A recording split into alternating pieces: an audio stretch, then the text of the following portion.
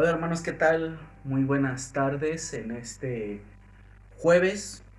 Nos toca jueves 11 de junio estar aquí en Casas de Vida. Estamos igual en confinamiento, todavía no podemos reunirnos y por lo tanto estoy transmitiendo desde aquí de mi casa. Y pues siempre antes de hacer cualquier cosa, antes de entrar en algún servicio, es importante poner este tiempo en manos de Dios, ¿sale? Entonces vamos a orar. Señor Jesús, en esta noche te damos gracias por la tecnología, por los medios que tú tienes para poder utilizarlos, poder explotarlos y poder transmitir desde diferentes partes. Te pedimos que en esta noche seas tu Espíritu Santo iluminando nuestras mentes para poder comprender lo profundo de la Escritura, que no es para privilegiados o para gente muy inteligente, sino para personas que están dispuestas, que están sometidas a tu voluntad y poder revelar lo que tú tienes para nosotros. Te pido que utilices este instrumento para que lo que el Espíritu quiere decir a cada persona pueda llegar a sus corazones, y te pido que podamos comprender, abre nuestro entendimiento y nuestro corazón para aceptar las verdades de las cuales tu palabra está repleta. Gracias te damos en este tiempo, en el poderoso nombre de Jesús. Amén. Ok, el tema que vamos a ver hoy es un tema un tanto, es un tema fundamental, no solo importante, pero muchas veces en ese fundamento se pierde mucho el sentido. Vamos a hablar sobre la oración, que es un mandato que nos deja el Señor mismo. Y vamos a ir desglosando algunos puntos de la oración que son importantes tener en cuenta. Voy a empezar con una frase de un teólogo que se llama Leon Morris. Leon Morris es característico por los estudios que tiene sobre los evangelios del apóstol Juan. Los que estuvimos en el TUMI tuvimos la oportunidad de poder leer sus escritos, son de gran importancia. Y esta frase dice así: no somos salvos para entretenernos con nuestras aficiones espirituales, sino para dar fruto. El objetivo de lo que aprendamos de manera teológica, de manera práctica en la iglesia, todo eso es para un fruto, es para alcanzar algo. No es con un objetivo únicamente de alimentar nuestro ego, de alimentar nuestro conocimiento sin ningún propósito. Y el tema que se va a dar hoy es con ese propósito, de un fruto y de algo que se pueda llevar a cabo. Primero que nada, empezamos con una pregunta, que es: ¿qué es la oración? Y si nosotros platicamos con alguien en la cultura cristiana, más allá de algo bíblico, la Biblia no nos dice la palabra platicar con Dios literalmente en castellano, porque fue escrita en otro idioma, aunque sabemos que es platicar con Dios. Sin embargo, respondiendo a qué es la oración, de la misma manera, sin que vayamos un versículo, pero lo dice de manera implícita las escrituras. La oración es la continuación, y es de vital importancia que entendamos la palabra continuación. Una vez más, ¿qué es la oración? Es la continuación de una conversación que Dios ha comenzado a través de su palabra y su gracia, que con el tiempo se convierte en un encuentro con Él. ¿Qué quiere decir esto de continuación? Cuando hablamos de continuación, quiere decir que hubo algo antes. Quiere decir que no lo comenzamos nosotros. Esta conversación que nosotros tenemos con Dios, nuestra oración con Él, es una continuación de algo que Él ya hizo. Las escrituras son muy claras al decir que nosotros, como cristianos, no escogimos a Dios. Dios es quien nos escoge a nosotros, y muchas veces nosotros le atribuimos mucho a nuestro entendimiento o a nuestro esfuerzo de conocer a Dios, cuando no es así. Entonces, si Él comenzó algo, nuestra oración es la continuación de algo. Y esto implica algo muy importante. que debemos de tener la plena seguridad de que Él nos va a oír porque es su deseo escucharnos. Uno de los problemas que muchos cristianos les pasa es de que no tienen la seguridad de que Dios escuche sus oraciones porque en el fondo de su corazón piensan que a Dios no le interesa, piensan que Dios no está interesado en nuestras peticiones o como no lo vemos hay mucha duda de si Dios nos está escuchando.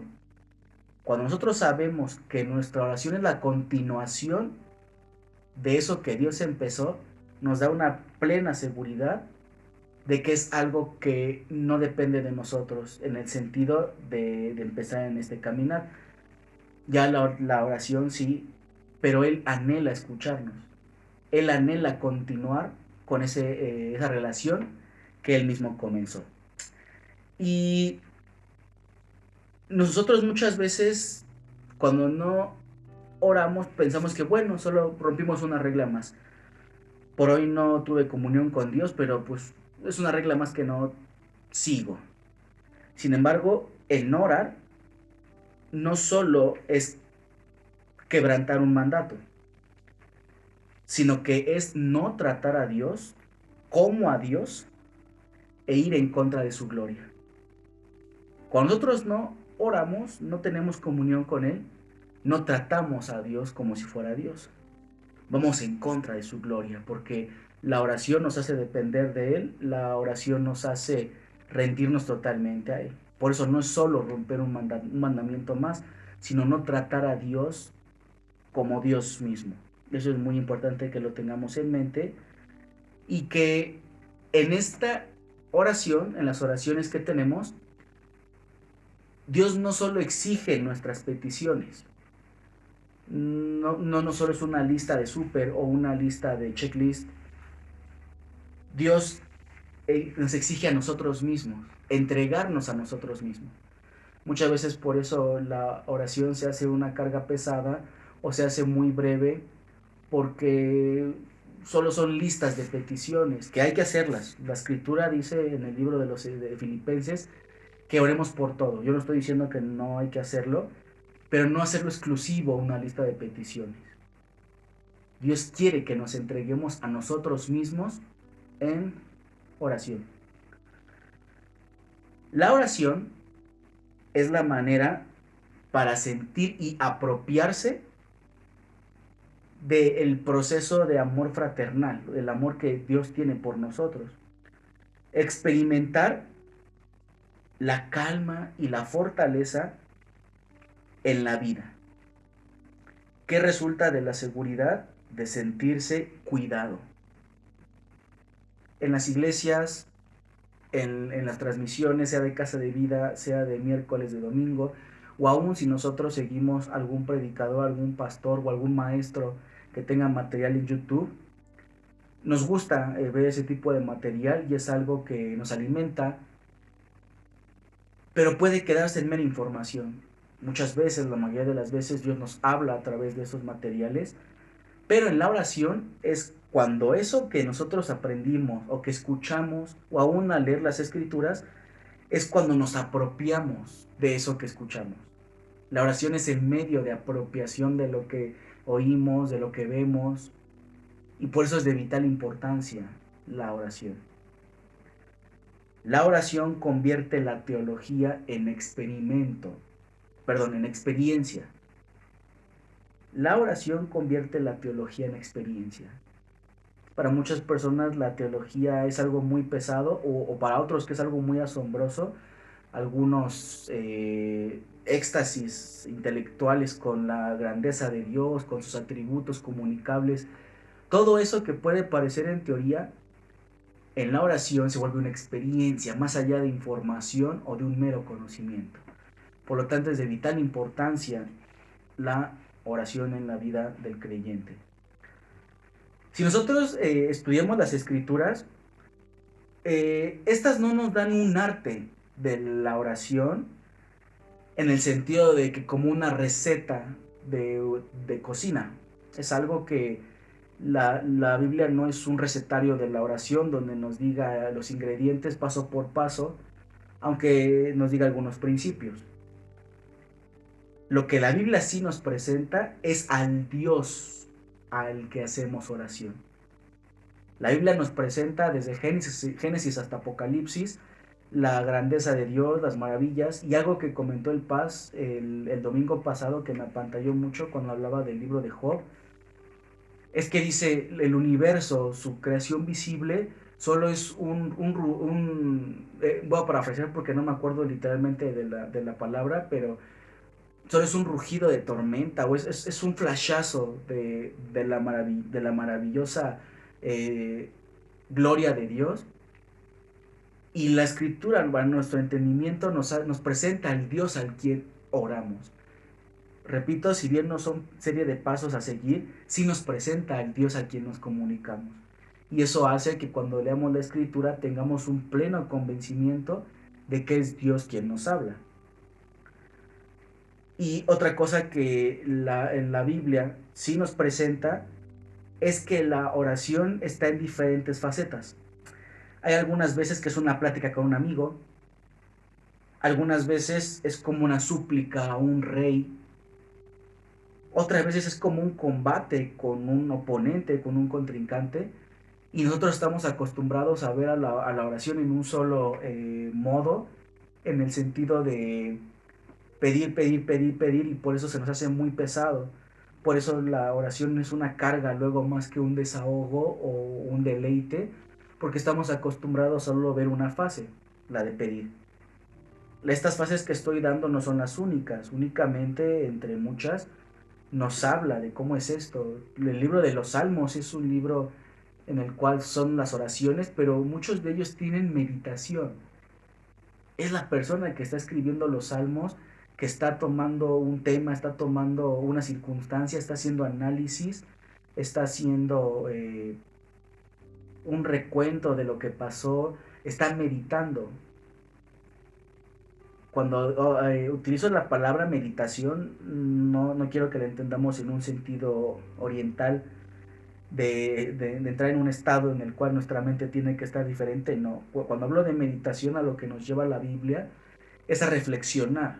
Podríamos tomarlo como sinónimo en el sentido bíblico, reflexionar sobre lo que nos pasa, reflexionar sobre lo que nos sucede. Y por el mundo en el que nos encontramos, muy apresurado, todo muy rápido, todo muy con la tecnología, que el internet sea más rápido, que la comida sea más rápida, la meditación es un arte que se va perdiendo y que la Biblia nos lleva constantemente a estarlo haciendo. No únicamente el libro de los Salmos, sino a lo largo de todas las escrituras por los diferentes libros, se habla de una meditación, se habla de un análisis. En el libro de Job, en el capítulo 13, lo dice: yo quisiera razonar con el Todopoderoso, platicar con él. Él, por la situación en la que está, en la congoja, en mucho dolor, dice: yo quisiera razonar con él. Y la Biblia no nos lleva a un suicidio intelectual cuando nos acercamos, y más en oración, que pensamos que nada más tiene que ser un sentimiento, sino pueden venir nuestros pensamientos, nuestras frustraciones, nuestras dudas, y es algo que muchas veces no lo consideramos. Nosotros manejamos la fe como cristianos y pensamos que lo contrario son las dudas, cuando lo contrario es la incredulidad, no creer. Las dudas son necesarias en nosotros porque eso nos va ayudando a conocer más a Dios profundamente. Por lo tanto, es algo que hay que tenerlo muy en cuenta, que no solo es una faceta de petición en las oraciones cuando nos acercamos al Señor, sino diferentes facetas. Surge otra pregunta: ¿por qué a veces nos cuesta tanto trabajo la oración?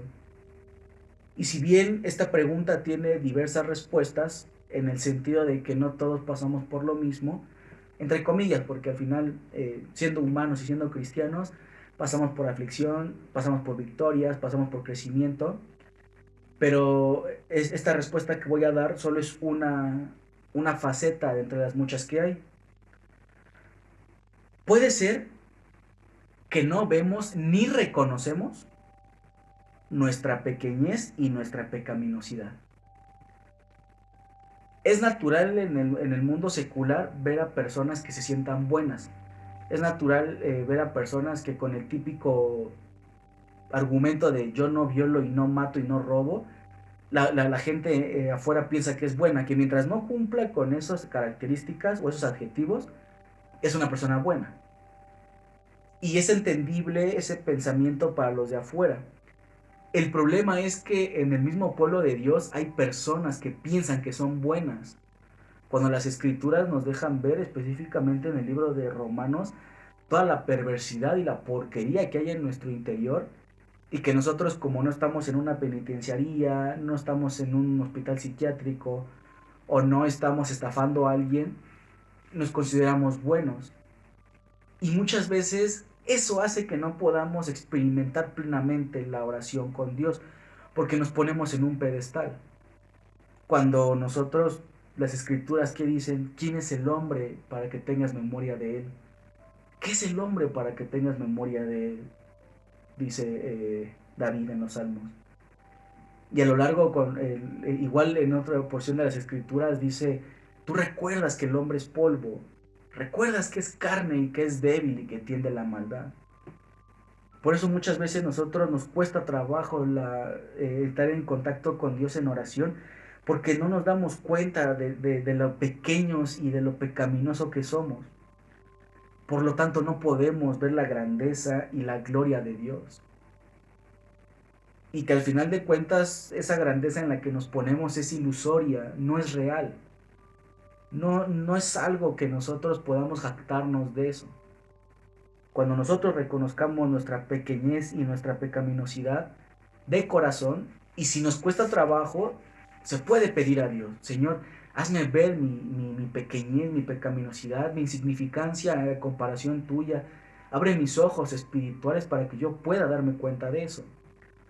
Y esto le iba a comentar casi hasta el último, pero aprovecho ahorita. De los puntos que estoy compartiendo, si se nos complica entenderlos, se nos complica llevarlos a cabo, a práctica, eso puede ser un motivo para orar. Eso es lo práctico a lo que quiero llegar con la frase que se empezó este tema, que no somos salvos para entretenernos en nuestras aficiones espirituales, sino para dar fruto. Y si luego no tenemos temas cuales platicar con Dios, aprovechar esto, Señor, yo no sabía esto de la oración, yo no sabía que era una continuación, yo no sabía que a lo mejor yo me pongo en un pedestal y no me veo tan pequeño como verdaderamente soy. Ayúdame a verlo. Estos pueden ser peticiones y temas a tratar con Dios. Y hay que tener también algo en cuenta muy importante. Antes de pedir cualquier cosa, antes de las peticiones que tengamos, tenemos que entender que ya tenemos lo mejor, que es Dios, el cual es la fuente de todo lo que existe. Esto es algo muchas veces difícil de llevar a la práctica porque somos seres muy visibles, seres muy físicos, y la mayoría de nuestra vida se rige por cuestiones más físicas que por cuestiones espirituales. Entonces, nosotros tenemos que partir de que antes de que pidamos algo, ya lo tenemos. Ya está Dios ahí. Necesitamos cosas, sí, hay que pedir, sí, eso es inevitable, pero ya tenemos lo mejor. Si no lo hemos entendido, si no se nos ha revelado a nuestra vida, pedir al Espíritu Santo en oración que nos revele que tenemos lo mejor en Cristo. Que no es un estado mental en el cual los cristianos, para sentirnos motivados o para sentirnos con algún respaldo, nos imaginamos que tenemos a Dios. No, tenemos a Dios literalmente. Y aquí, yendo a las escrituras, ahorita que vamos a pasar a algo, voy a poner un ejemplo en el cual es algo, no sé si a alguno de ustedes les haya pasado. No ha de faltar quien viva cerca de las vías del tren. Alguien que esté cerca de donde todavía pasa. No falta que esta persona tenga algún invitado, tenga alguna visita. Y esta visita, cuando pasa el tren muy cerca, el sonido le puede parecer muy perturbador, así de, ay, me espantó que pase el tren así. Cuando a lo mejor el dueño de la casa puede decir, ah, de veras, me di cuenta, ya estoy acostumbrado a eso. A lo mejor al principio sí le sacaba de onda o a lo mejor se espantaba con este sonido, pero como pasa el tiempo ya no lo percibe. Pero la persona que es una visita es algo muy fuerte para ella, algo que le desconcierta porque de donde viene ella no sucede eso. Muchas veces como cristianos, por la tradición que tenemos, la mayoría, no todos, que se viene de una religión tradicional católica romana, el Padre Nuestro ha sido tan demeritado, ha sido tan mal interpretado, tan descuidado y tan desvalorado, que nos convertimos en la persona que está en la casa donde pasa el tren. Ah, sí, el Padre Nuestro. Ya es algo que lo hemos hecho muy a la ligera, muy vano. Y yo te invito a que tengamos la actitud como la otra persona que se asombra ante aquello de que está pasando el tren. Yo quiero que veamos al Padre Nuestro en esa situación, pero entendiéndolo más que solo conocerlo o repetirlo. Primero que nada, vuelvo a un principio que comenté anteriormente, en el cual la Biblia no habla de un arte de la oración, nos da una guía. Y es el mismo Jesús quien nos da el Padre Nuestro. No lo da un profeta, no lo da un apóstol, no lo da un rey, lo da el mismo Jesús. Cuando le preguntan, Señor, enséñanos, o le dicen, enséñanos a orar. El mismo Señor Jesús toma el Padre Nuestro y lo comparte con los discípulos y con las personas que lo escuchaban. Sin embargo, también hay que entender que unos pasajes antes, vamos a ir allá, vamos a ir al libro del Evangelio según Mateo, en el capítulo 6, versículo 7.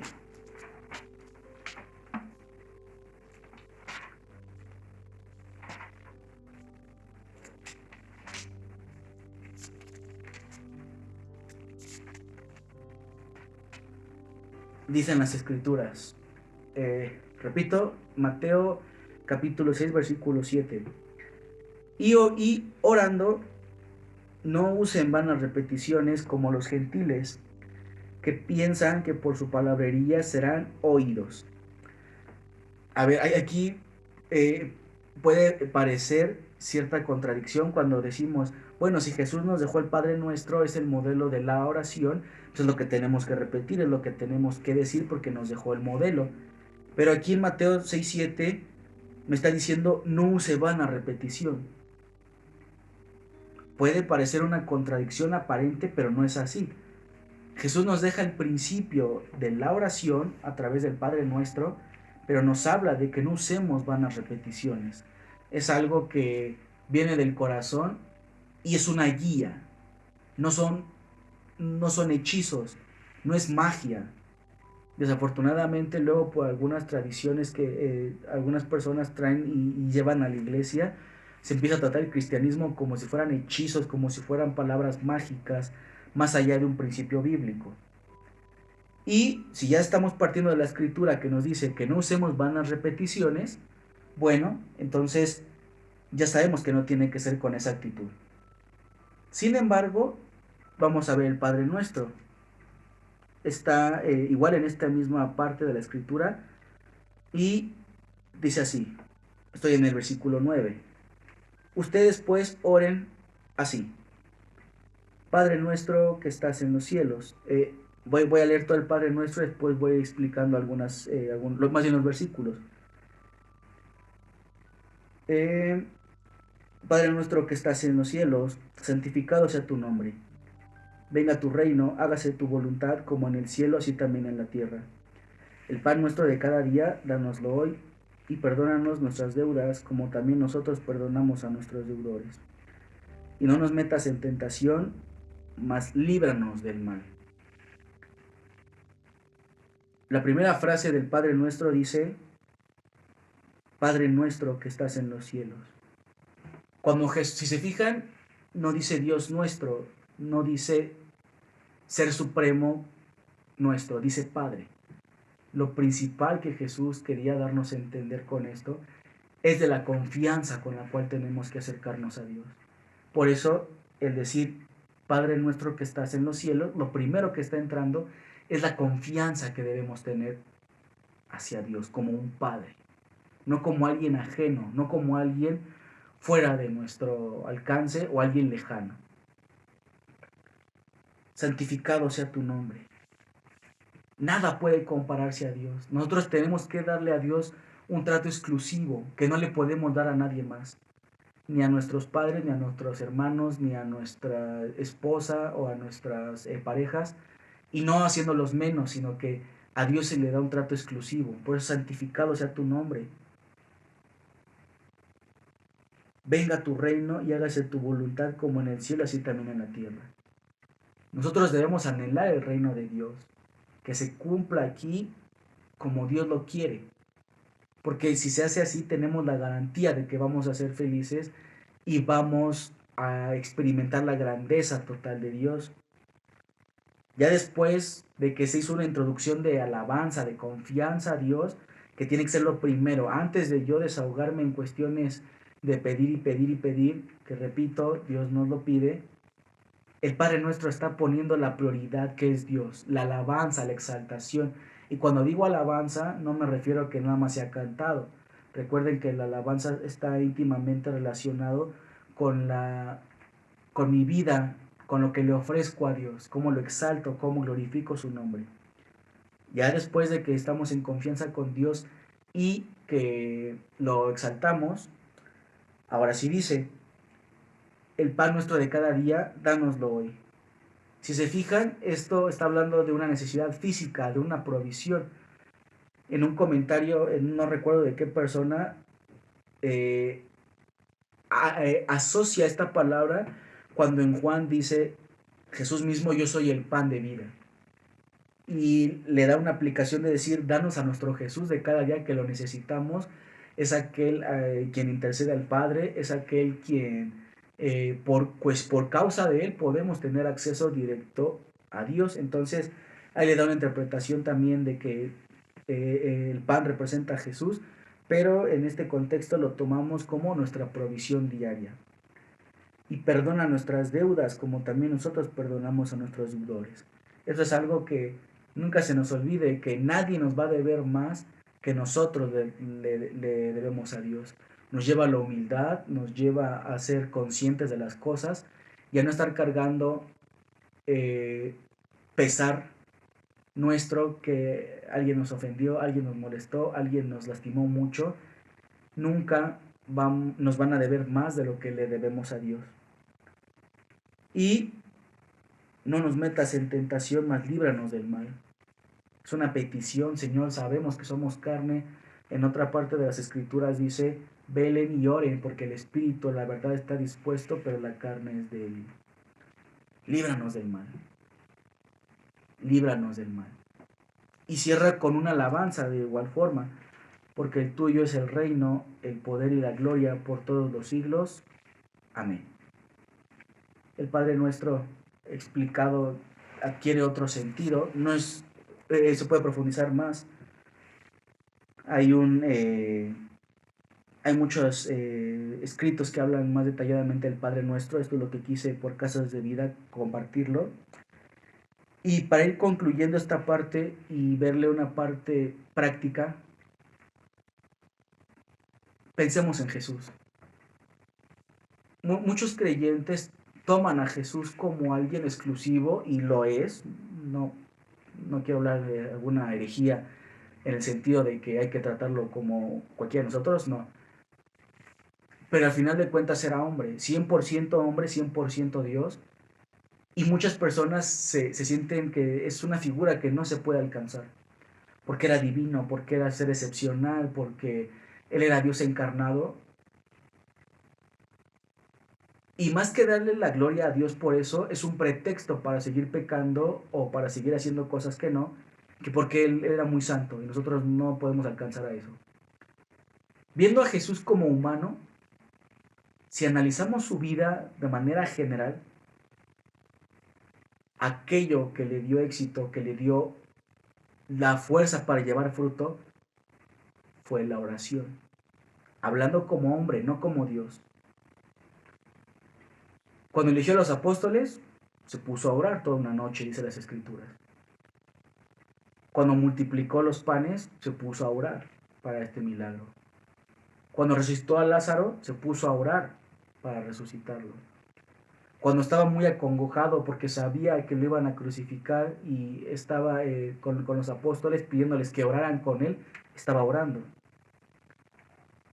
Cuando lo estaban crucificando, estaba orando. Todos los acontecimientos importantes, ahorita solo menciono algunos porque la Escritura registra más, Jesús estaba orando. Y eso era lo que le permitía dar fruto, lo que le permitía cumplir con el propósito que Dios tenía para él. A su vez, nosotros, para poder cumplir el propósito que tiene Dios para nuestras vidas, tiene que estar atascado de oración, porque lo quiere así. Y una exhortación más que nos da la Escritura, que está en 2 de Tesalonicenses 5:17.